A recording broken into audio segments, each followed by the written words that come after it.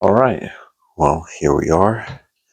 I am doing a painting today it's going to be over a couple of nights actually, of Max Verstappen, Red Bull Racing's uh, Formula One kick-ass world champion driver. I am a Formula One artist. My name is alexjrado, and I'm just trying to make some videos on YouTube, um, kind of just to share my thoughts, my ideas, a little bit about me, and hopefully warm up into this whole process because I don't know, I'm just trying things out, to be honest with you. And this gives me somebody to talk to, really, because I do this late at night after my kids go to bed. I'm a father of two. I'm very happily married. I got little babies right now that are upstairs and asleep. And, well, I don't have an artist studio. I do this at home, uh, kind of at the dinner table. And this is one of my kids' little summer camp backpacks. And if you look around, um, this is the extent. This is my artwork that I do up here behind me, and I've got much larger pieces, which I can't wait to show you guys in future videos. So if you see any of my odd and peculiar and limited techniques, I make the best with what I can do. I'm not trained in art. I've never taken an art class in my life. I never took art class in high school. The last time I painted anything was in the 6th grade. So I must have been maybe 11 or 12 years old at the time. And um, man, I forget my artist teacher's name. It started with an R. I knew it. And now all of a sudden I forgot. But we did a still life painting of fruit and stuff like that, oranges and apples and peaches, something like that. And she selected my painting to enter into a competition somewhere. And I don't think I won anything, but it kind of felt cool that I was selected out of the class. I think with like one or two other kids to have my artwork shown somewhere. Um, so it's probably in a landfill somewhere. But then at 31 years old, I decided to pick up painting again and not paint. Oh, geez, no, at 31, I decided with my then girlfriend, who is now my wife, to uh, teach myself how to draw. And drawing eventually evolved into digital uh, drawing and then digital artwork and digital painting. And I kept referring to it as digital painting. But clearly there was an itch there to actually learn how to paint. And I picked up last September my paintbrush for the first time, bought a bunch of canvases, and I don't really know how to set up my artwork. Here it is. That's basically what I'm working with tonight. And I started teaching myself how to paint Formula One drivers. And I skipped the still life, and I learned values on the fly, and all kind of messy and terrible failures. But in that short period of time, which is about 45 weeks, I've painted some cool stuff, and I'll go back and edit and show it to you now. Some of my more recent work. Being somebody that learned how to paint, learn how to draw on a sketch pad, I still kind of paint in the style of somebody who is more of an illustrator than they are a painter. I don't even have an easel. Where am I going to put my easel? I have kids. I live in a very lovely home. You're only seeing like a tiny corner of it. And there's stuff not on the walls that I took down off of the walls that are new stuff's going up. So you'll see more artwork in the future. But um, where am I going to have an easel? And I picked acrylics because they dry fast. When you have a 3 and a 5-year-old, you can't have oil paintings sitting around, over in that area drying while they're, pitching their toy cars everywhere. And yeah. So if you don't mind, I'm gonna just kind of get into it. And I kind of like having the camera on me because I was originally shy to be on camera and to talk, and I didn't know what to say. And I used to script my first few videos, and Um, there's lots to talk about, when you're talking about art or Formula One. More specifically, this channel is more dedicated to Formula One itself. But now I get to talk to somebody, and namely you, and that's kind of cool. And it's kind of stopping me from painting right now, but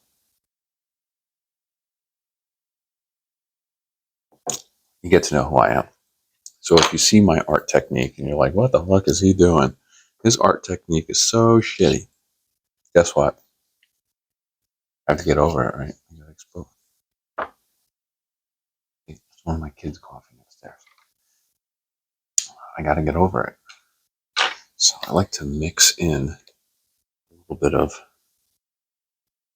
red with a tiny little pinch of blue. I learned not to go red and white, red and black. Instead, you got to mix red and blues and red and yellows and stuff like that to kind of get little accents and highlights without altering it and becoming like fuchsia or something like that. And yeah, so I am kind of working here. I have a reference of on my laptop. I'll show you guys one day. I have a reference photo on my laptop that I downloaded. You got to pay for this sort of thing, but I downloaded it, and now it's here, and I futzed with it. I still digitally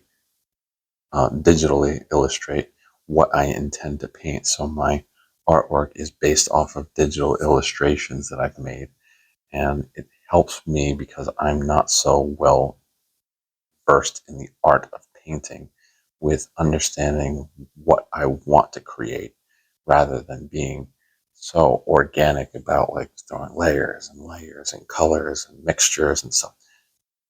I'm an illustrator at heart. That's how I train myself. Anyways,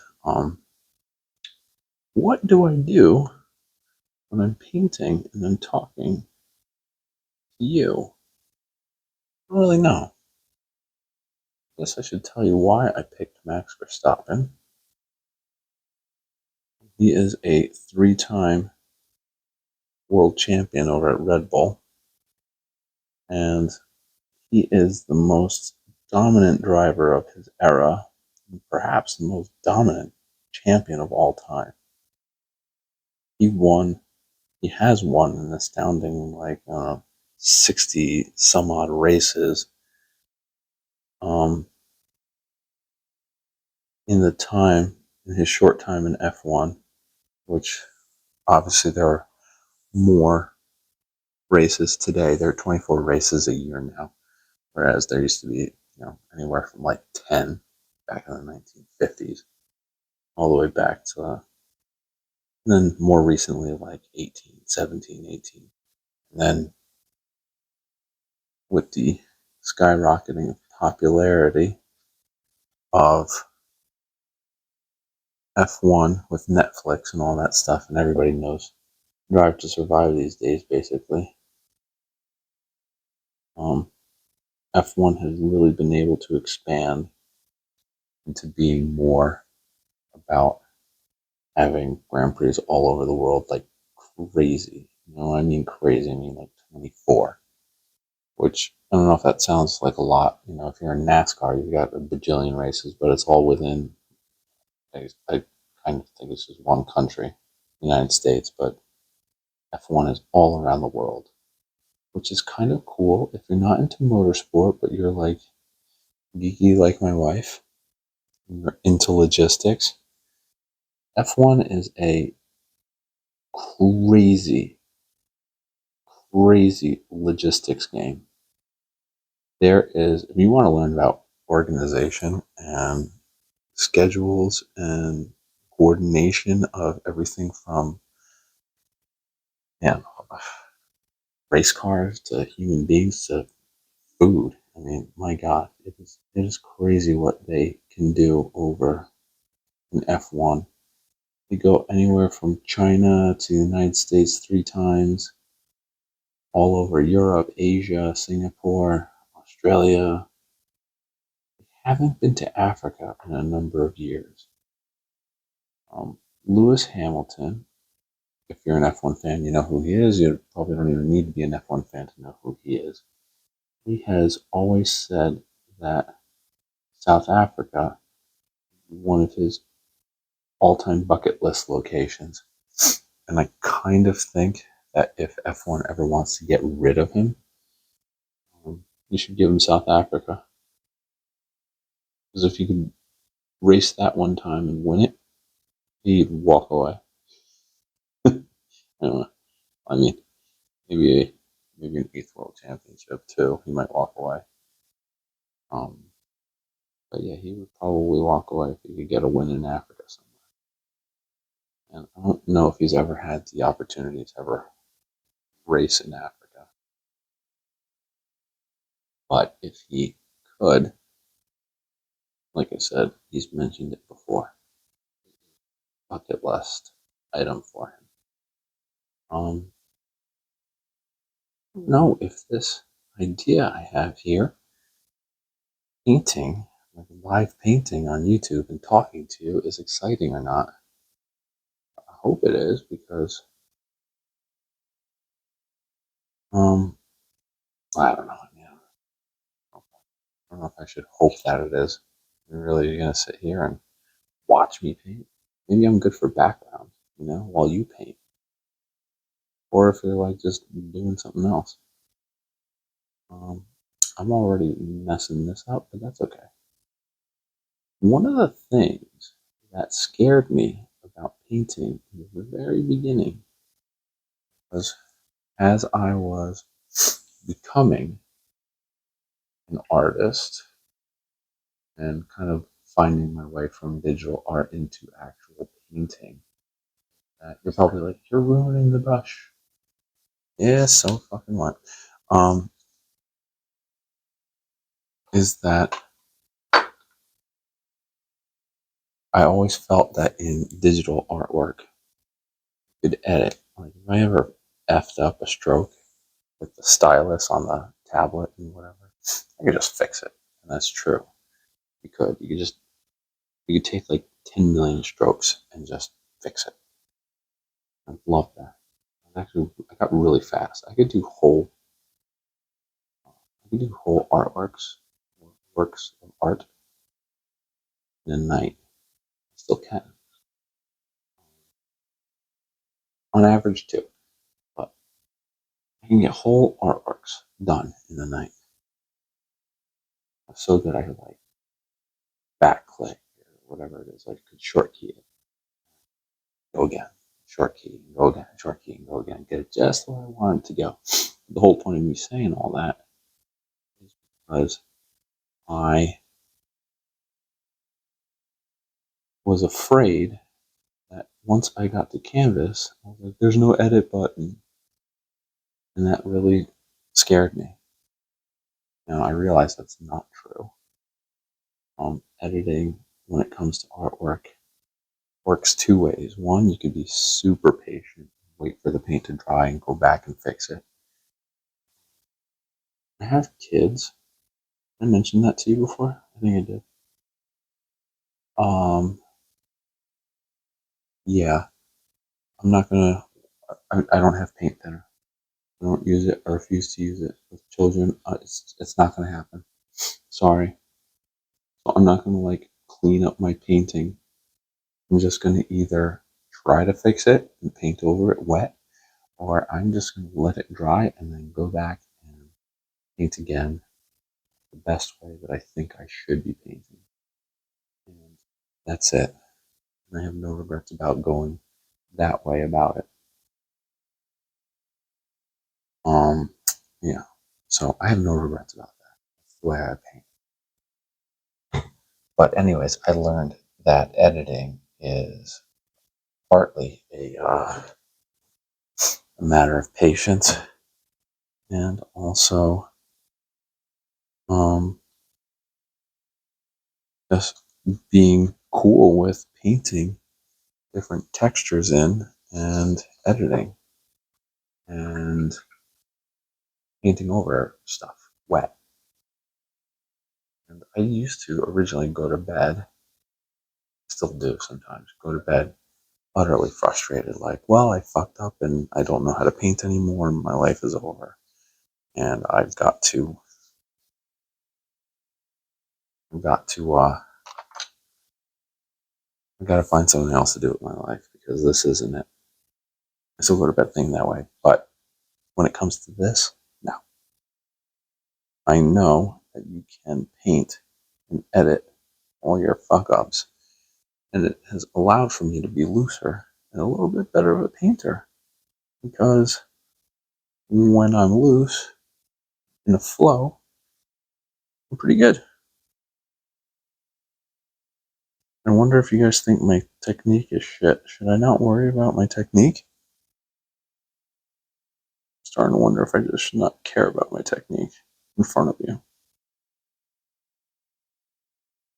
Because I am perfectly cool with it, because all I care about is the result.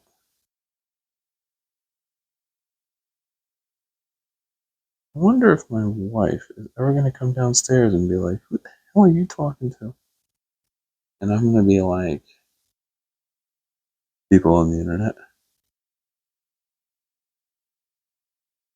I wonder if my friends will ever see these videos. And then what are they going to think?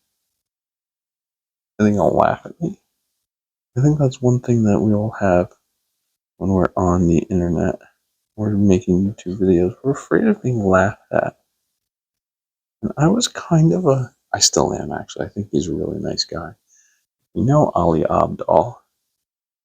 I kind of watched one or two of his videos and I kind of thought that he was Ali Abdaal. You should look him up. He's got like some good stuff. He's into like productivity.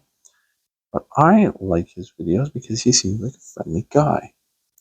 And for me, I'm more about personality than I am about anything else. Although, you know, if it's a good subject matter or a well-made video, I'll also watch that too. But anyways, this Ali Abdaal guy seems like a really nice dude. I assume he is. I assume most people are nice. And yeah, he posts about being nervous or afraid to be on camera, and I was like, yeah, that's me. I'm afraid to be on camera. And he calls it something like the spotlight effect. Spotlight effect. I know that he didn't come up with that himself, but it's true.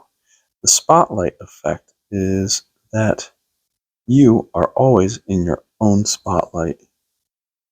And so you think you're the most important person in the world. But in reality, people have shit to do and they don't care.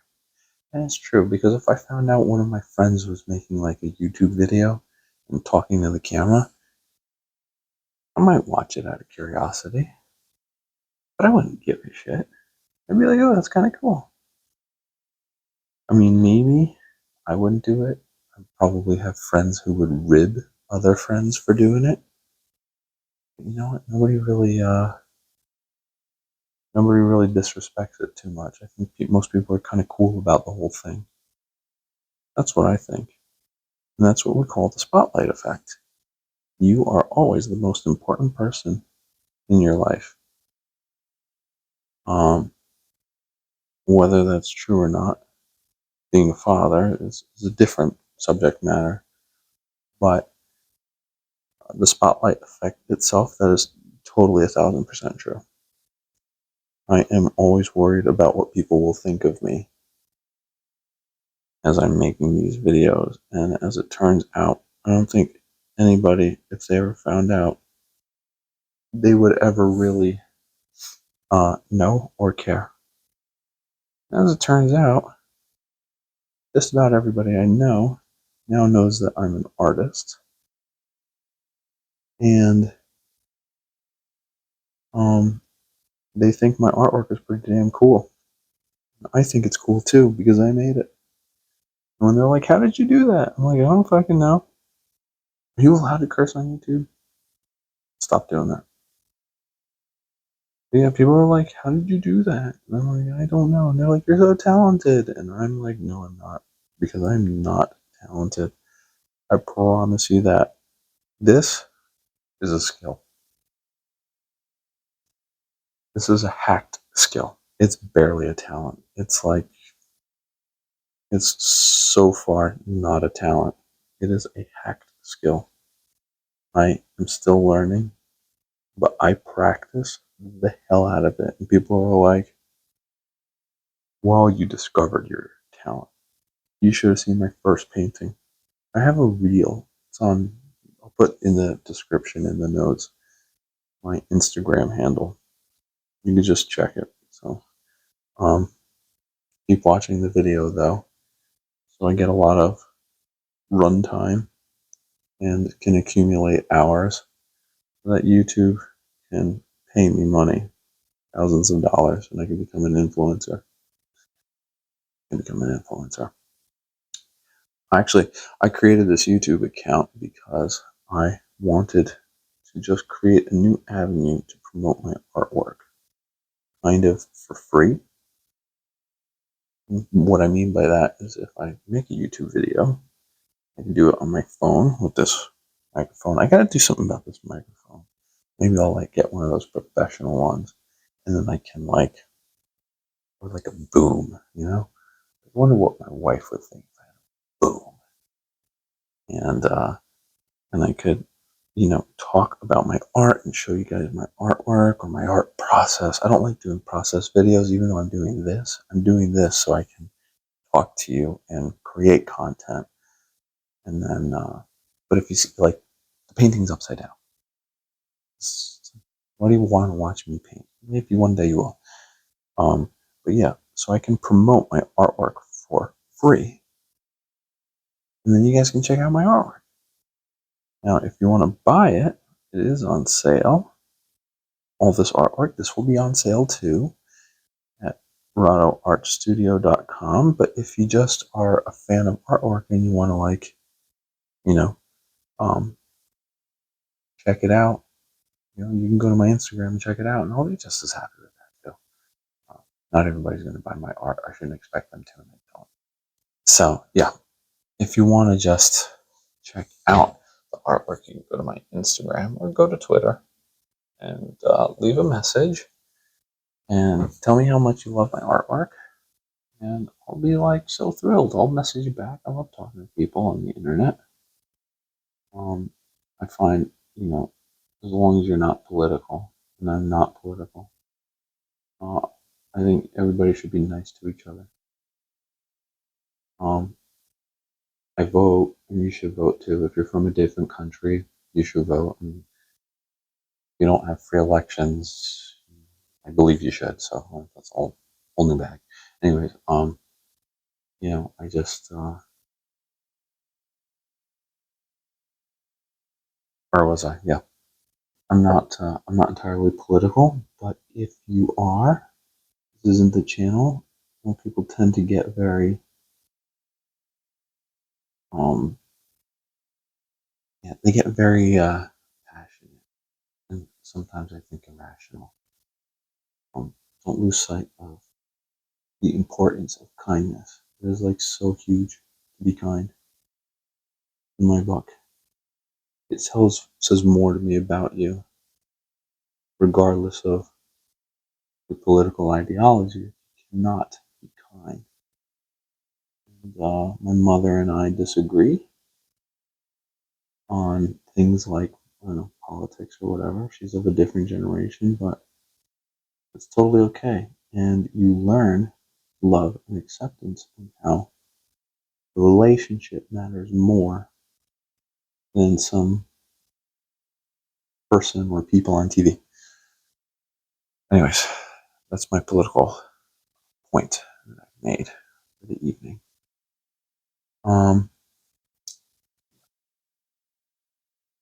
Let's see here. I am painting Max Verstappen. I don't paint too many Maxes because I find him to be difficult for two reasons. One is kind of not a physically dynamic person, kind of basic. He's very thin.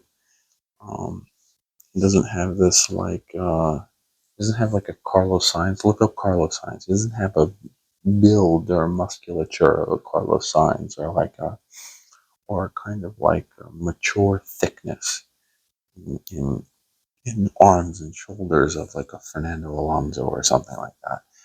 He's kind of a skinny-ish, slender guy. He always makes pretty much the same pose all the time, and his gear, his Red Bull gear, is really basic, like dark navy blue. So there's not a lot of values, and you can't see a lot of. I'm wearing black. You can't see a lot of poles, and get a lot of like dynamic texture in in choosing him as a reference. So he's a little hard. But when I get a good one, and I know he's popular, but he's also an all-time F1 great. When you get a good one, you got to paint him. People love him, and for good reason. He's a winner, and he's controversial too, and that also contributes to love and popularity. And uh, yeah, so I'm painting him now. He's hard to paint. He's not exactly easy, but when the opportunity comes up that you can paint him, yeah, you gotta take a crack at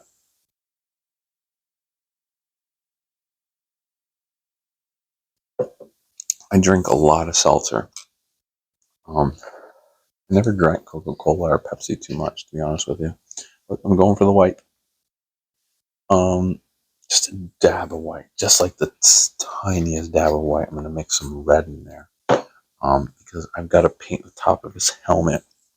I go all over the place. I go details, I go broad strokes, I do a lot of different stuff. Right now, I'm just stuck going with some details so that I don't lose my spot when I go with the broad strokes, and I know my boundaries, like what areas to protect and then build. And then I go back over the details, and I touch them up and clean them up so that it looks much more finished and a lot better. So I kind of go details, broad stroke, back to details again, um, which is kind of backwards. I want to really develop a style of working like top to bottom, or like just one section, fill and go. But I do this because I am still starting out as a painter, and I try to conserve my paint as much as possible.